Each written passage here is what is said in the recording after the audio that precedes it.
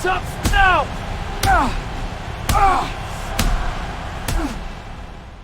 This isn't just a disagreement. This is a public, ongoing transatlantic argument between the President of the United States and the Prime Minister of the United Kingdom. And it's all happening in the middle of a war. So here's what's going on. The US, alongside Israel, launches a war against Iran in early 2026. Britain doesn't fully back it. And that decision sets off a chain reaction because since then, Donald Trump has repeatedly targeted Keir Starmer publicly, politically, and sometimes personally. Starmer's response, simple: I won't buckle. And just like that, this stops being diplomacy and becomes a feud.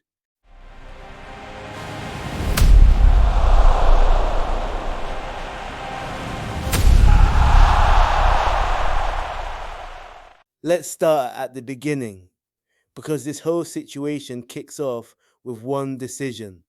Trump asked the UK for permission to use British bases to launch strikes on Iran.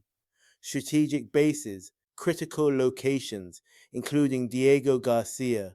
Starmer says no, not aggressively, not dramatically, but clearly.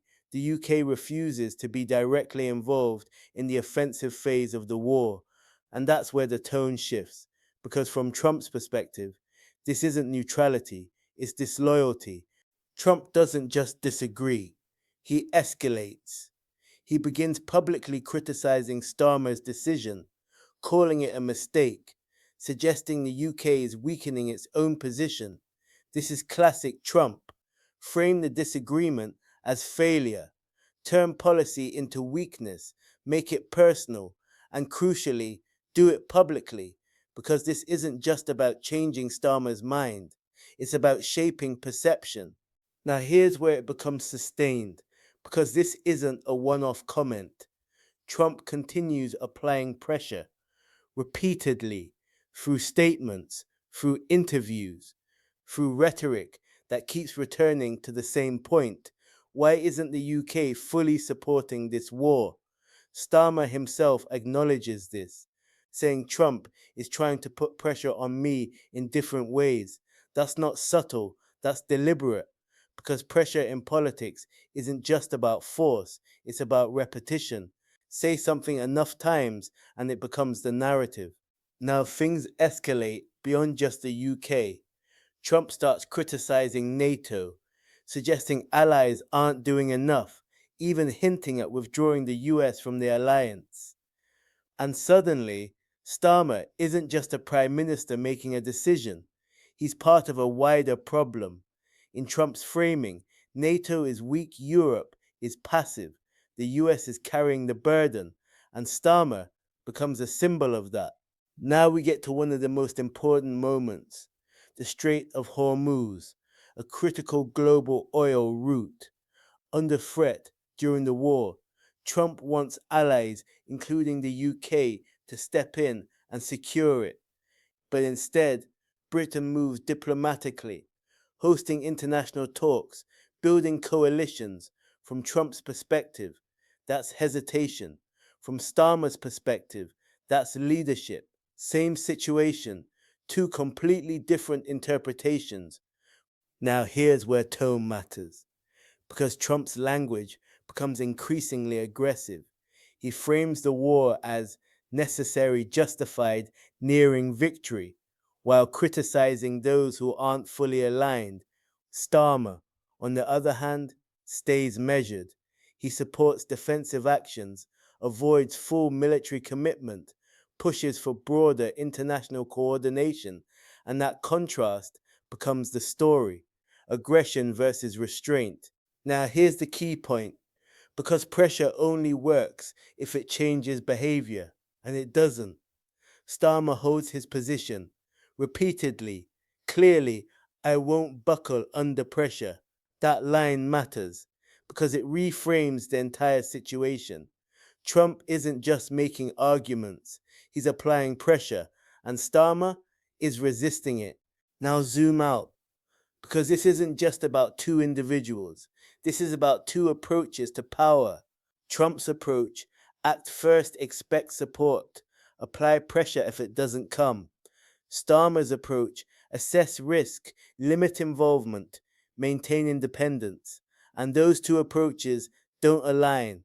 So, what are we actually watching? Not just a disagreement, not just a feud, a fracture. Because the US and UK have historically moved together: war, security, strategy.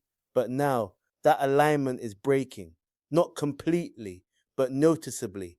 Because for the first time in a long time, Britain is saying no, and the US isn't used to hearing that. Now, here's the deeper layer: because this changes the dynamic. If the UK can refuse, others can too. If allies don't automatically follow, the US has to lead differently, through persuasion, not pressure. And that's the shift Trump is struggling with. So when you see Trump attacking Starmer, don't just see a clash of personalities, see a clash of expectations. Because this isn't just about one war. It's about whether the US can still assume that its allies will fall in line. And right now, the answer is clear: they won't. Now then, young man, let's behave with some decorum. Big Age! Oh, do stop that dreadful impression. Fake news! Right, that's quite enough of that. Let's try a spot of diplomacy. So when you see Trump attacking Starmer, don't just see a clash of personalities. Don't reduce it to tone or tweets or headlines, because that's the surface. And the surface is always louder than the truth underneath it. What you're actually watching is a shift in how power operates between allies. For decades, the relationship between the United States and the United Kingdom has followed a pattern, not written down, not formally agreed, but understood. The US leads, the UK supports. Shut the fuck up, Keir, and do as I say.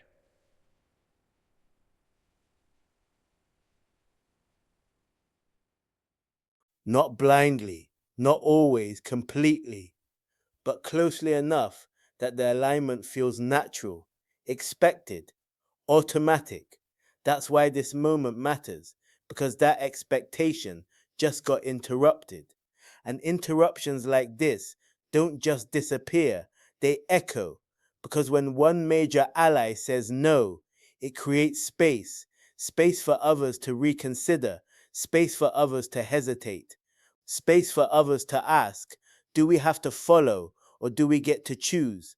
And that question is far more dangerous than any single disagreement, because alliances don't break when countries argue. They break when countries start thinking independently. That's the shift. Now look at Trump's reaction through that lens, because it stops looking like random aggression and starts looking like something else: a reaction to lost certainty. You are a coward and a rat. Because what Trump represents, at least in this context, is a model of leadership that depends on alignment, on momentum, on the assumption that when the US moves, others move with it.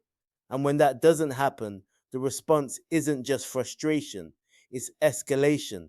More pressure, more public criticism, more attempts to force alignment back into place. But here's the problem: pressure only works if the other side is willing to absorb it. And Starmer isn't absorbing it. He's doing something much quieter, but much more significant. He's holding position, and holding position doesn't look dramatic. It doesn't make headlines in the same way. It doesn't feel explosive, but strategically, it's powerful. So when Trump attacks Starmer over this war, don't just hear noise, hear friction. Because friction is what happens when an old system stops fitting the reality it's in.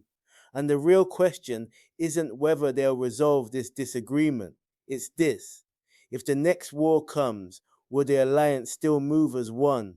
Or will every country stop and decide for itself first?